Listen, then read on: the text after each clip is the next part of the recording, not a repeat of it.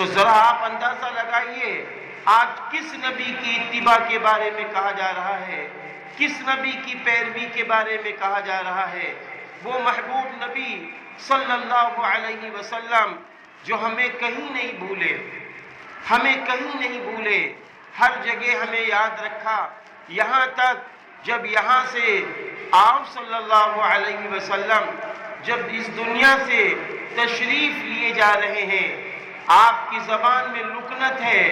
آپ کی زبان لڑکھڑا رہی ہے۔ حضور صلی اللہ علیہ وسلم کے قریب میں حضرت علی رضی اللہ عنہ تشریف لاتے ہیں اور اپنے کان مبارک کو رسول اللہ صلی اللہ علیہ وسلم کے زبان مبارک کے قریب کرتے ہیں، تو ایسے موقع پر آپ سنتے ہیں اور فرماتے ہیں میرے نبی